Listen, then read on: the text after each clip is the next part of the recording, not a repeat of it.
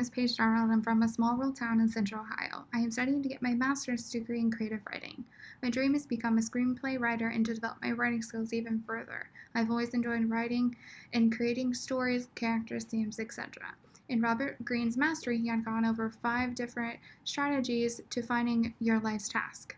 First was return to your origins, the primal inclination strategy.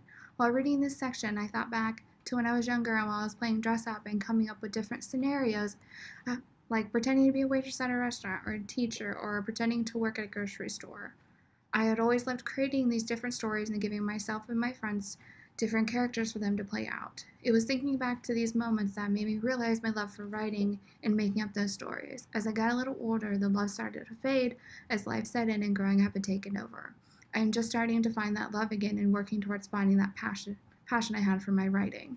The next strategy Greene had gone over was occupy the perfect niche, the Darwinian strategy. The more people there are crowded into a space, the harder it becomes to thrive there. Greene, 2012, page 35.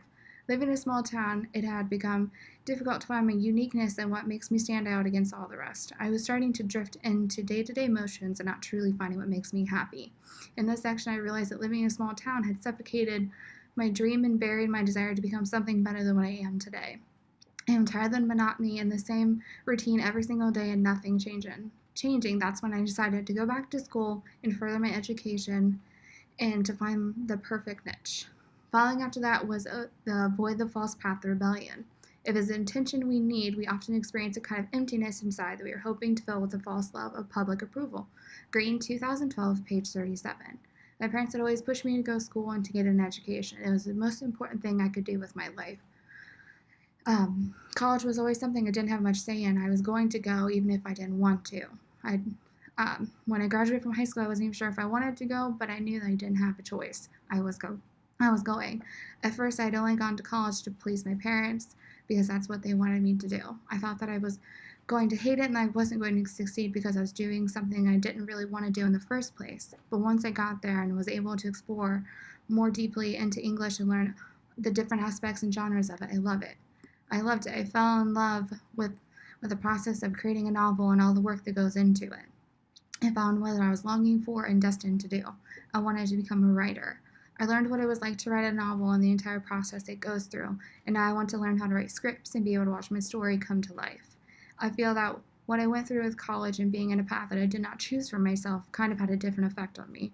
If my parents hadn't pushed me so hard to go to college, I don't know where I would be, but I am so thankful that they pushed me as hard as they did. The next section was let go of the past, the adaptation strategy. You are not tied to a particular position, or your loyalty is not a career or company. You are committed to your life's task, to giving it full expression. Jean, 2012, page 39. This quote really struck a chord with me. I've always felt a need or an obligation to my work and doing what I was told because that's just how life's supposed to be. I was always told when growing up that you go to school, get a job, and that was it. You work for the rest of your life, and if you find a job that you enjoy, that it's rare. This is my life, and I chose to lead it. I have the choice to lead it in any direction I choose. I choose to work towards doing something I love. Finally, there is finding your way back, the life or death strategy. In this section, it was like reading my own reality in a way. I chose either path, just stuck around at a dead-end job because it pays the bill and keeps food on the table. Each day was drifting further and further away from who I really was. It was when I was continually getting more and more fed up with my job and life and how it wasn't going anywhere, I decided I need to do something about it. I said that I was going to go back to school and get my master's and chase after a dream that I would love to do and enjoy doing every day. I gave up my comfort and familiarity with my mediocre life to jump into a new adventure and expand my opportunities for a better future. My dream career path is to be part of a writing team for TV shows, movies, and maybe even some plays. I enjoy developing characters and creating their own storyline and background. I would love to someday to be able to watch the characters come to reality and watch as their story unfolds for an audience. I would even be happy to just be part of the writing team and help come up with ideas or scenarios. Just being part of the process would be amazing.